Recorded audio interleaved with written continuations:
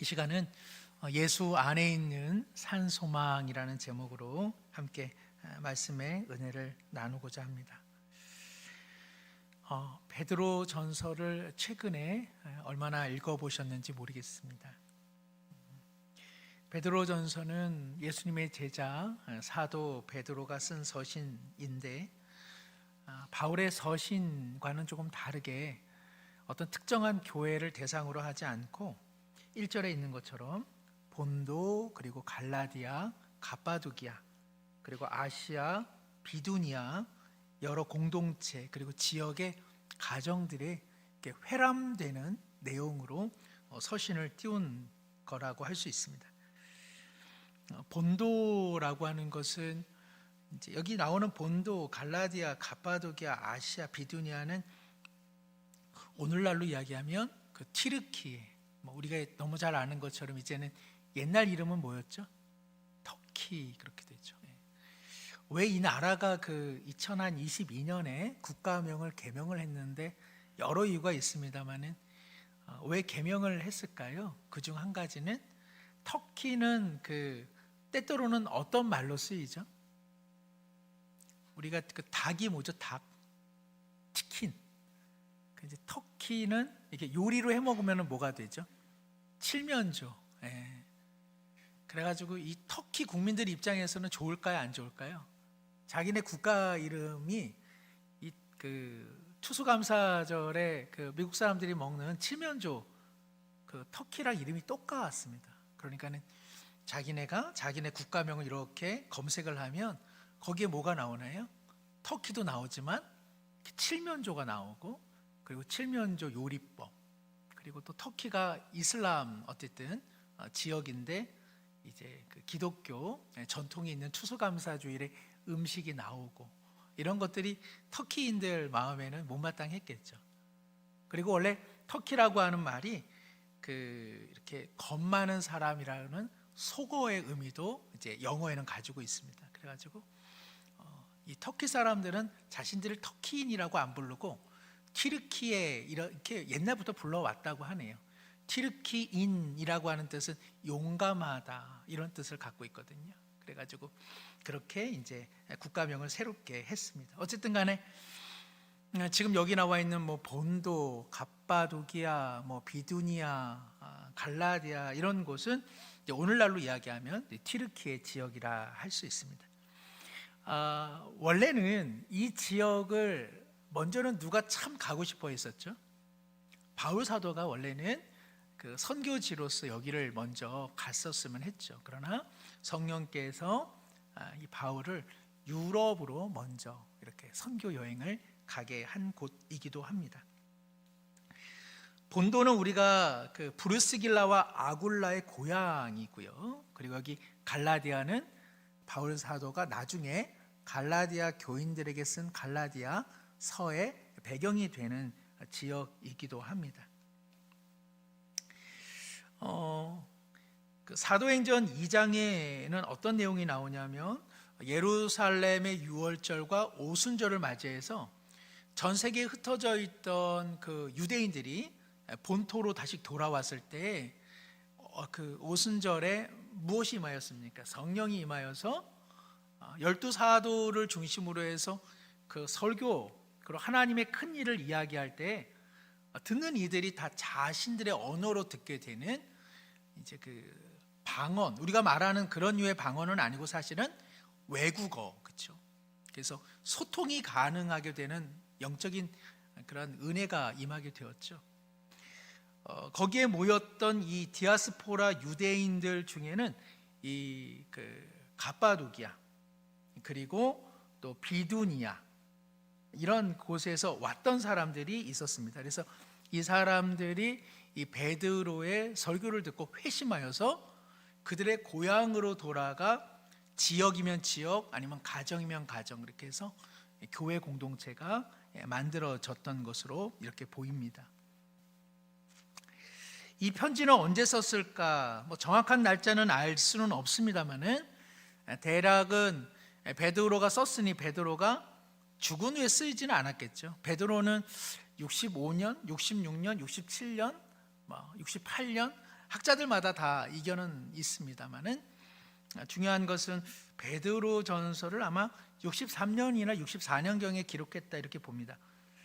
이 내용이 조금 중요한 이유는 그 64년이 좀 중요합니다. 64년이 어떠한 일이 일어났냐면 로마에 큰 화재가 일어났습니다. 우리가 잘 아는 것처럼 뭐 네로가 뭐 어떤 그런 그 황홀경에 로마에 불을 붙여서 대화재가 났다라고 말하기도 하지만 그것은 그냥 하나의 추측적인 그 가설일 뿐이고 어떤 이유인지는 잘 모르겠습니다. 그러나 로마의 엄청난 화재, 그래서 나중에는 전 세계에서 일어난 3대 화재가 있는데 그 중에 첫 번째 화재가 로마의 대화재라고 말할 정도였으니까 그 피해 규모가 어마어마했었던 것이죠. 중요한 것은 64년 7월 18일에 이 대로마 화재의 궁극적인 그런 그 방화 유발자가 누구라고 이야기했죠? 로마에서는 그냥 뜬금없이 바로 기독교인들이 이 로마에 대참사를 일으켰다 해서 가혹한 이제 핍박과 탄압이 이제 그때부터 일어나게 됩니다.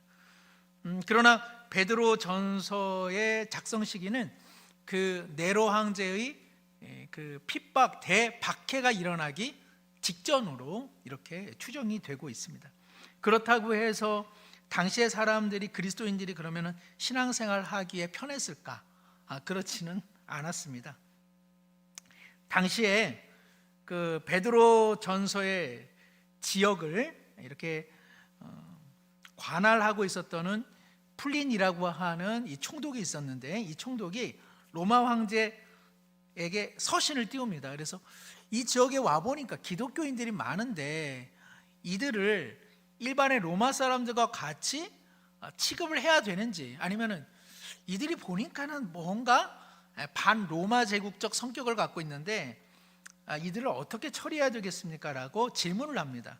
이에 대해서 당시 로마 황제였던 트라이안이 뭐라고 이야기했냐면 범법 행위를 하면 체포를 하되 그리스도인이면 더 가중 처벌을 할 수도 있다.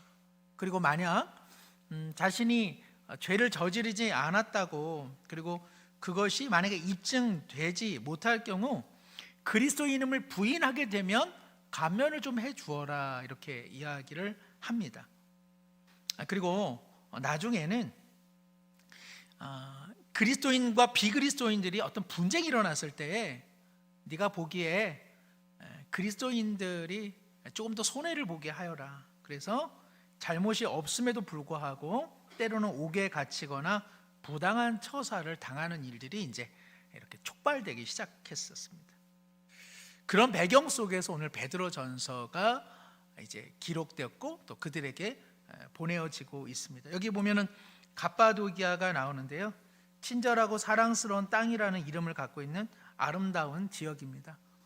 여기에는 신앙을 위해서 박해를 피하기 위해서 만들어진 그 동굴, 카타콤과 같은 동굴이 한 1000여 개가 있었고 그 중에 30여 개는 교회의 처소로 이렇게 사용되어진 곳이기도 합니다. 그러나 이후 네로 황제의 치하 속에서 300여 년 동안 가혹한 탄압을 받게 되는 그러한 지역이기도 하죠. 베드로는 아마 이러한 시대적인 어떤 그 환경을 예측을 했던 것 같습니다. 그래서 이 소아시아 지역의 신실한 믿음의 일꾼들에게 이 편지를 띄우고 있죠. 그러니까 무슨 내용이겠습니까? 고난이 있을 것이다. 그러나 반드시 소망을 갖고 주님의 위로를 얻어라. 그리고 장차 너희 가운데는 주님의 영광이 드러날 것이다. 이제 그 내용이 베드로 전서의 중요한 내용이라고 할 수 있습니다.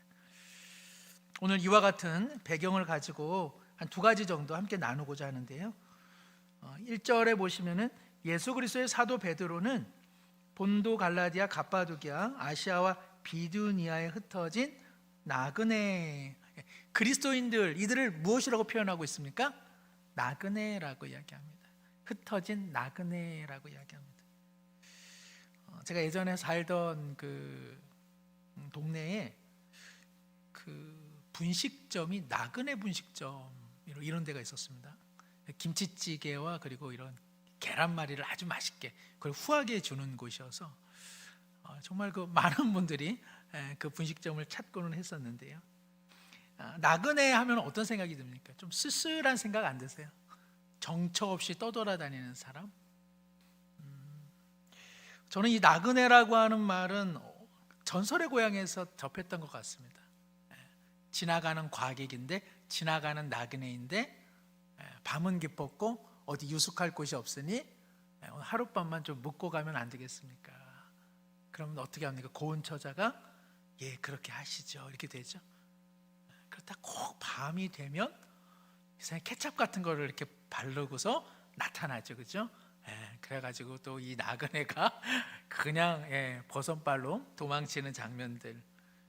그래서 참 그 나그네는 뭔가 쓸쓸하고 정처 없이 떠돌아다니는 인생이다라는 생각을 하게 되는데요. 오늘 베드로 사도가 말하는 나그네라고 하는 것은 그렇게 정처 없이 목적 없이 여기저기 떠돌아다니는 인생을 말하는 것은 아닐 것입니다. 히브리서 13장 14절 말씀 우리 함께 한번 읽겠습니다. 우리가 여기에는 영구한 도성이 없으므로 장차 올 것을 찾나니 아멘. 히브리서 기자는 믿음의 신자들을 향하여 여기에는 영구한 도성이 없다. 영구한 도성은 하늘 본향에 있으므로 그 길을 향하여 떠나는 이들이다라고 이야기하고 있습니다. 그러니까 목적 없이 방향성 없이 오늘은 여기 저기는 내일 그렇게 살아가는 인생이 아니라 여기에는 영구한 도성이 없음을 알아 영원히 쇠하지 않는 그 나라를 향하여 길을 떠나는 사람, 바로 그들이 순례자이다, 그들이 그리스도인이다 라고 이야기합니다. 빌립보서 3장 20절도 같은 맥락인데요, 한번 우리 함께 읽겠습니다. 그러나 우리의 시민권은 하늘에 있는지라 거기로부터 구원하는 자 곧 주 예수 그리스도를 기다리노니. 시민권이 어디에 있습니까? 하늘. 여기서 하늘이라고 하는 것은 하나님께 적을 둔 사람들, 하나님의 백성, 바로 그런 정체성을 잃어버리지 않고 예수 그리스도의 다시 오심을 기다리며 오늘을 살아가는 사람들, 바로 그들이야말로 진정한 순례자라고 할 수 있겠습니다. 그러니까 성경에서 나그네라고 하는 것은 순례자, 그리고 또한 주님의 영구한 도성을 향하여 길을 떠나는 사람이라고 할 수 있습니다. 그러다 보니까 삶의 방식이 다르죠. 베드로전서 4장 4절에 그 일반의 사람들이 그리스도인들을 향하여 어떻게 이야기하고 있는지가 여기 기록되어 있습니다. 4장 4절 함께 읽겠습니다. 이러므로 너희가 그들과 함께 그런 극한 방탕에 다름질하지 아니하는 것을 그들이 이상히 여겨 비방하나. 이런 측면에서 보면은 나그네라고 하는 이 말은요, 일반의 사람들과 다른 길을 걸어가는 사람, 일반의 사람들에게는 낯선 이들로 보여지는 사람, 그들의 생활 방식과는 다른 삶의 방식으로 길을 찾아 떠나는 사람, 바로 이들이 우리 그리스도인 나그네라고 성경은 이야기하고 있습니다. 또한 이 나그네에 대하여 이렇게 수식어가 붙어져 있습니다. 흩어진 나그네라고 되어 있습니다. 여기 흩어졌다라고 하는 것은 디아스포라, 디아라고 하는 것은 뿌리다 그런 말이고요, 스포라라고 하는 것은 흩다 이런 뜻입니다. 저는 뭐 농사를 지어보지를 않아서 잘 모르겠습니다만은, 그러나 농부가 밭에 씨앗을 뿌릴 때 어떤 목적과 목표를 가지고 뿌리겠죠. 땅을, 토양을 잘 기름지게 하고, 그리고 적당한 간격으로, 그리고 배수가 잘 되고 햇빛이 잘 비치고 그리고 바람이 잘 드나드는 곳에 씨앗을 적절하게 뿌리지 않겠습니까? 여기 디아스포라라고 하는 것은 흩어 뿌리다, 즉 하나님께서 농부가 되어서 하나님 보시기에 가장 알맞은 곳에 자신의 백성들을 뿌리셨다라는 의미를 갖고 있는 것이죠. 그러니까 우리 그리스도인들은 영구한 보은서 도성을 향하여 길을 가면서도 동시에 내가 있는 삶의 자리가 하나님이 농부가 되어 심어주신 자리다라고 하는 이중성을 갖고 있다고 할 수 있습니다. 먼 곳만 내다보면서 오늘을 살지 않는 사람이 있지 않습니까? 그죠? 지나치게 이상적이어서 어떤 높은 꿈, 높은 비전은 갖고 있지만 오늘을 살아내지 못하는 사람들도 있습니다. 어떤 사람은 오늘의 땅만 보는 사람이 있죠. 그래서 고개를 들지를 않습니다. 오늘 마치 여기가 인생의 전부인 것처럼, 세상이 전부인 것처럼 살아가는 이들, 내일과 미래와 영원함, 그리고 죽음 이후에 대한 성찰과 고민 없이 살아가는 이들도 적잖이 보게 됩니다. 흩어진 나그네라고 하는 것은 영원한 도성, 돌아갈 본향에 대한 목적지와 그 정체성을 잃어버리지 않으면서도 오늘 내 삶의 자리가 하나님이 농부가 되어서 심어주신 자리요, 그리고 거기서 하나님은 나를 가꿔주고 계시다, 이것을 기억하는 인생, 바로 흩어진 나그네로서의 우리의 신앙의 정체성이라고 할 수 있습니다. 우리가 주님께로 가는 길은 공중부양으로 가는 것은 아닙니다. 그렇죠? 뭔가 도를 깨닫고 보리수 나무에서 이렇게 득도하면 갑자기 우리 몸이 두둥실 떠올라서 하나님의 나라에 도착하는 것이 아니죠. 오늘이라고 하는 반복적이고 일상적인 곳을 그러나 순례자의 마음으로 그렇게 걸어가는 인생길에 주님의 나라는 우리 가운데 찾아오는 것이라 할 수 있습니다. 여기에 사실은 신앙적인 어려움이 늘 있습니다. 오늘을 살아가면서 또 영원함을 사모해야 되는 우리 기독교인들에게는 그래서 언제나 마음의 갈등이 있을 수 있고 또 마음의 어려움이 있을 수 있습니다. 그러나 오늘 2절에 보면 그러한 우리의 삶에 대하여 하나님 아버지께서는 미리 아시는 존재이다. 또 성령이 거룩하게 하심으로 순종하게 할 수 있는 은혜가 우리 가운데 있다. 그리고 예수 그리스도의 핏부림, 즉 보혈로 말미암아 택하심을 받은 존재임을 잊지 말라고 성경은 이야기하고 있습니다. 당시 로마 시대 이렇게 편지를 띄울 때는요, 뭔가 권세가 있고 힘이 있는 사람이요, 자기 자신에 대해서 많은 치장, 많은 수식어로 편지를 시작했다고 합니다. 그러니까 나로 말미암을 것 같으면 나는 누구누구의 몇 대 손이며 지금 나는 로마의 행정관이고 이전에 나는 이러한 이력을 갖고 있으며 이뿐 아니라 나는 앞으로도 이러한 사명을 감당하게 될 위대한 사람이 이제 너에게 편지를 쓴다, 이런 형식을 갖추고 있다고 합니다. 그런데 베드로전서에서 사도 베드로는 자신에 대한 설명을 거의 하지 않습니다. 예수 그리스도의 사도 베드로는 하고서는 오히려 고난 중에 있는 이 소아시아의 그리스도인들을 끊임없이 설명하고 또 그들이 누리고 있는 은혜가 무엇인지를 끊임없이 이야기해 주고 있는 것이죠. 그러니까 오늘을 살아가면서도 영혼을 바라보고 영혼을 바라보면서도 오늘 내 삶의 자리가 하나님께서 심어주신 사명의 자리임을 깨닫는 삶을 어떻게 살 수 있는가, 그것은 2절에 있는 것처럼 하나님 아버지 그리고 예수 그리스도 그리고 성령과의 끊임없는 교제가 우리 가운데 확보되지 않으면 우리는 사실은 정체성을 얼마든지 놓쳐버릴 수 있다는 것입니다. 베드로는 지금 자신이 어떠한 사람이 중요하지 않습니다. 여러분이 그 길을 가는 데에 있어서 삼일체 하나님과 어떠한 관계성을 맺고 여러분은 살고 계십니까? 여러분이 만약에 그와 같은 삶을 살고 있다면 여러분은 흩어진 나그네로서의 아름다운 그리고 귀한 삶을 살 것이라 오늘 권면하고 있는데, 우리 모두 영구한 도성, 영원한 도성을 사모하면서도 내 지금의 삶의 자리가 흩어 뿌리신 하나님의 손길이 있음을 알아 오늘을 살면서도 내일을 지향하는 우리 모두가 되기를 원합니다. 두 번째는 그와 같은 삶에 현실적인 어려움이 있다는 것을 지금 베드로 사도는 결코 부인하지 않습니다.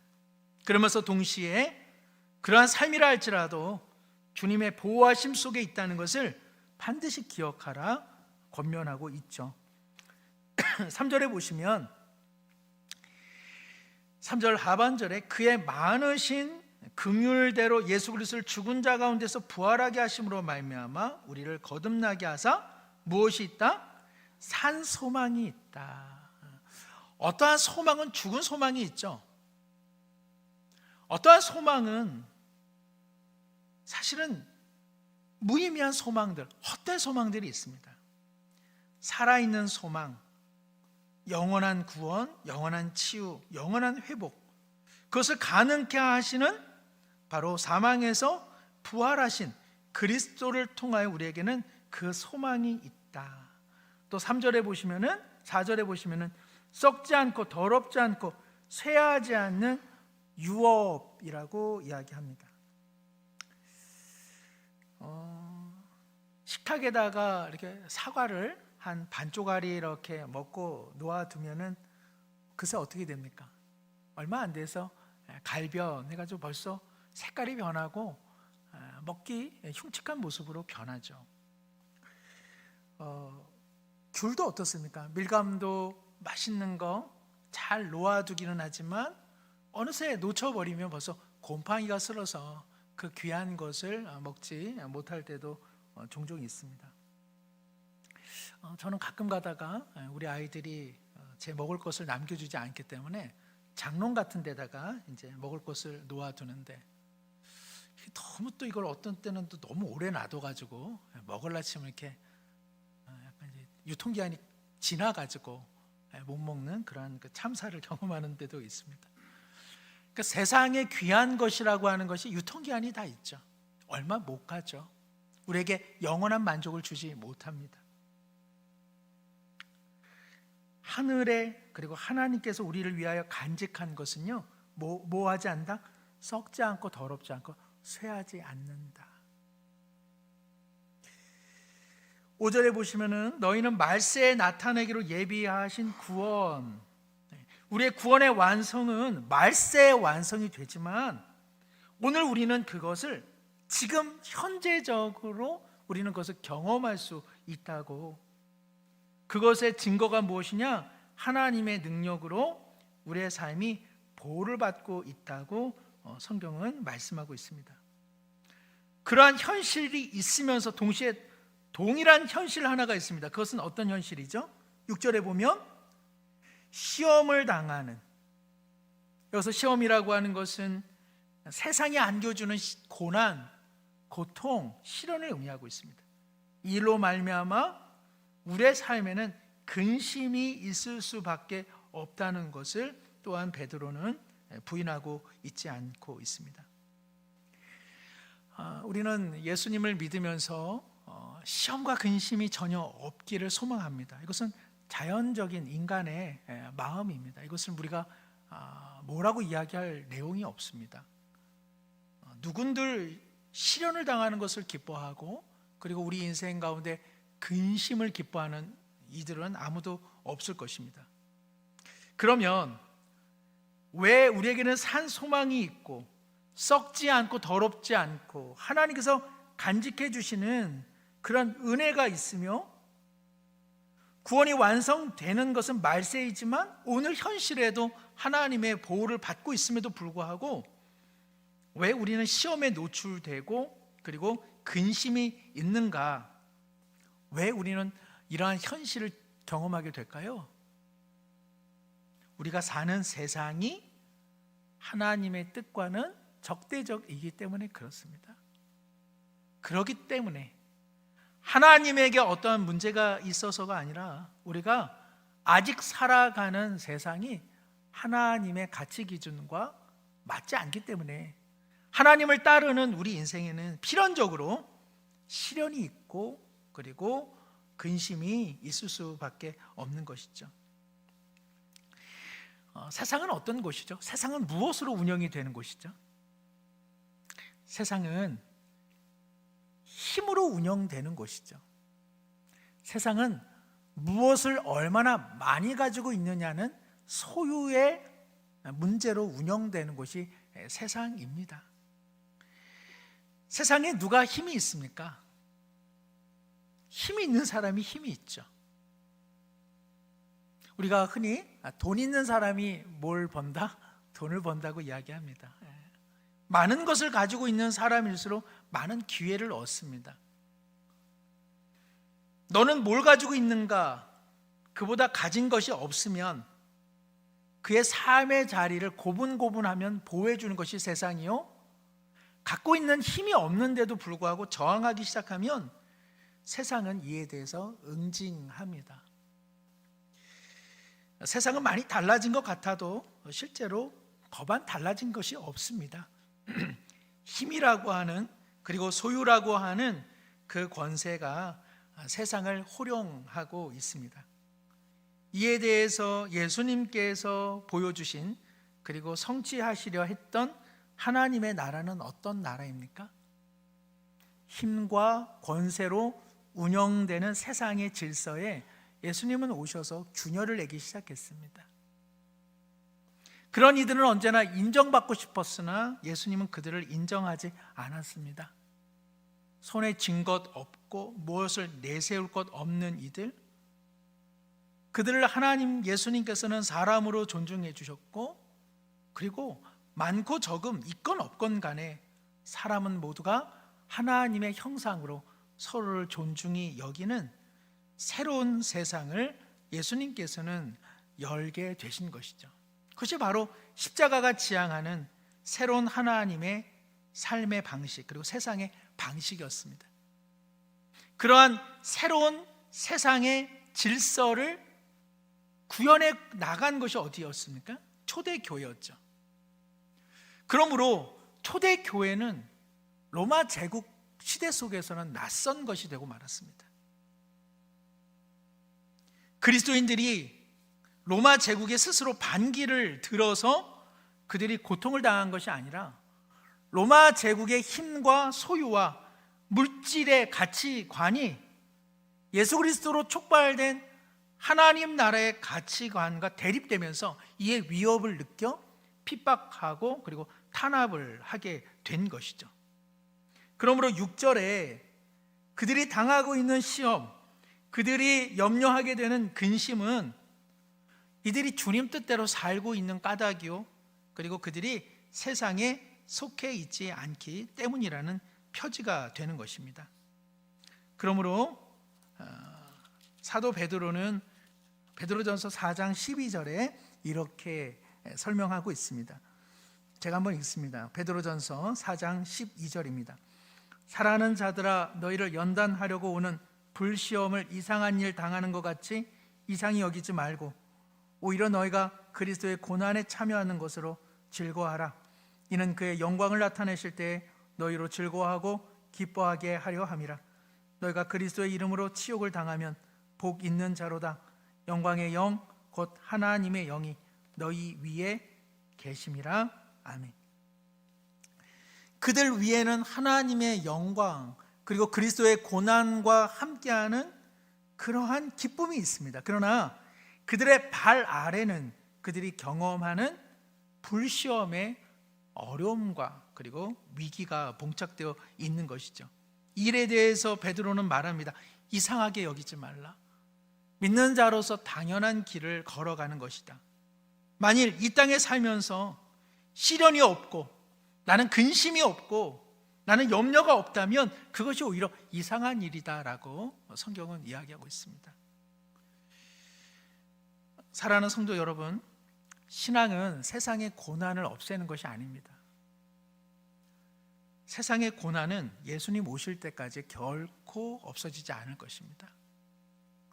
세상의 시련, 세상이 예수 믿는 사람에 대하여 대립각을 세우는 일은요, 예수님 오시는 그날까지, 그리고 마지막 순간까지 언제나 이루어질 것입니다. 우리 모두는 온 세계가 다 기독교화가 되기를 원합니다. 왜 그럴까요? 그렇게 될 수 없음에도 불구하고 왜 우리는 그런 꿈을 꿀까요? 편하고 싶기 때문에 그렇습니다. 신앙생활 우리 다 편하게 하고 싶죠. 그러나 그런 일은 없습니다. 예수님 오실 때도 그런 일이 없었고, 그리고 온 세계가 기독교화가 되었을 때에 우리는 이를 중세의 암흑시대라고 이야기합니다. 교회의 역사는 모든 국가가 기독교화 되었을 때에 그것이 좋은 결과를 나타냈느냐? 그렇지 않다고 성경은 이야기하고 있습니다. 그리고 모든 나라와 민족이 다 기독교화가 되는 그것은 허상이죠.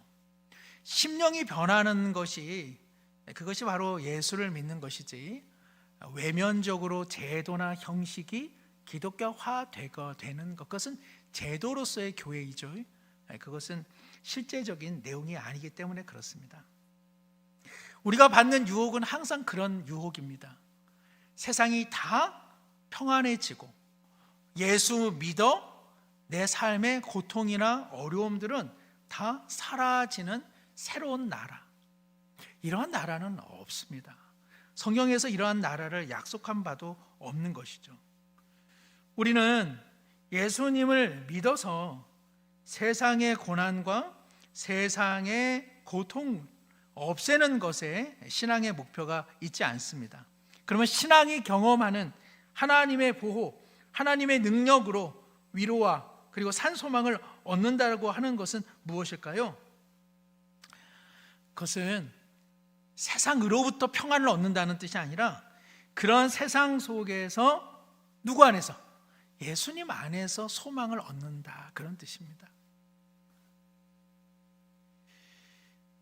갑바도기아, 갈라디아, 본도, 아시아, 비두니아, 밀라노 칙령이 있기까지 300여 년 이들이 신앙을 지켜냈습니다. 이들이 신앙을 지켜낼 수 있었던 까닭은 무엇이죠? 그 로마 시대가 기독교화가 되어서 그런 것이 아닙니다. 로마 사람들이 이들에 대해서 우호적이었기 때문에 이들이 열심히 기도하고 열심히 예배 드려서 그들이 있었던 사회가 변화되어서 이들이 숭고한 신앙을 지켜낸 것이 아니죠.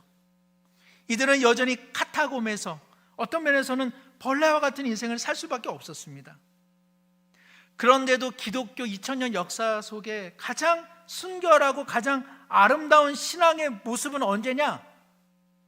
주후 300년을 가장 아름다운 신앙의 때라고 이야기합니다. 왜 그렇습니까? 사회가, 세상이 기독교화로 변했기 때문입니까? 하나도 변하지 않은 세상 속에서 그들이 주님 안에서 참 소망을 누렸기 때문에 그렇습니다. 주님 안에서 보호하심을 누렸고 주님 안에서 그들은 생명과 구원을 누렸기 때문에 그렇습니다. 우리는 어디서 평안을 누리고 어디서 감사를 누리고 그리고 어디서 우리는 구원의 은총을 누립니까? 내가 예수를 잘 믿어 환경이 변화되고 내게 고통을 주던 일들이 사라져서 우리는 그때서야 비로소 하나님의 평안과 은혜를 누립니까? 세상은 그렇게 잘 안 변하죠. 우리가 잘 알고 있습니다. 이들은 주 안에서 그것을 눈부시게 누린 사람들입니다. 변하지 않는 세상, 고통스러운 세상 속에서 이들은 발견했습니다. 아, 우리는 예수 안에 지금 살고 있구나. 우리는 하나님의 은혜로 보호하심을 받고 있구나. 그러니 시험이 있어 근심할 수밖에 없는 현실 속에서도 산소망이 여기 있으며 썩지 않고 더럽지 않고 쇠하지 않는 그 영광스러운 은혜가 지금의 내 삶과 그리고 영구한 도성에 이미 예비되어 있구나. 그것이 바로 초대교회 교인들이 그렇게 신앙을 지킬 수 있었던 이유가 된 것이죠. 사랑하는 성도 여러분, 영구한 도성 그리고 새로운 하나님의 나라, 그 질서를 향한 신자의 신앙 여정은 참 어려운 것입니다. 아마 베드로가 지금 살고 있으면 우리를 향해서도 이 편지를 띄웠을 것은 분명합니다. 세상의 힘과 소유 그리고 그런 논리와 다른 길을 걸어가야 한다는 거, 우리 모두가 참 어려운 선택을 해야 될 때가 얼마나 많이 있습니까? 그러나 이 길을 우리는 떠날 수 없습니다. 왜냐하면 우리 주님께서 우리를 흩어 뿌리셨기 때문에 그렇습니다. 주님께서 너 거기서 잘 자라나야 돼. 너 거기서 씨앗도 그리고 열매도 그리고 줄기도 맺으면서 너 인생을 살아야 해라고 말씀하고 계시기 때문에 그렇습니다. 그러나 우리가 살아가는 세상은 우리가 바라는 만큼 그렇게 변하지 않습니다. 우리를 괴롭히고 마음 아프게 하는 현실은 아무리 많은 기도를 해도 별반 달라지지 않는 것, 그것이 바로 오늘 우리의 삶의 환경입니다. 그러나 우리는 세상에 살지만 그러나 세상 속에서 주님 안에 살고 있는 것이죠. 그렇기 때문에 우리는 미리 구원의 은혜도 경험하게 되고 그리고 하나님의 보호하심도 경험하게 되고 그리고 우리 인생을 미리 아시고 그리고 우리로서는 순종할 수 없는데도 순종하게 하는 그 능력을 우리는 공급받고 있는 줄로 믿습니다. 세상은 언제나 주님 오시는 그날까지 고통과 고난을 안겨줄 것입니다. 쉽사리 변하지는 않을 것입니다. 그러나 낭망할 일은 아닙니다.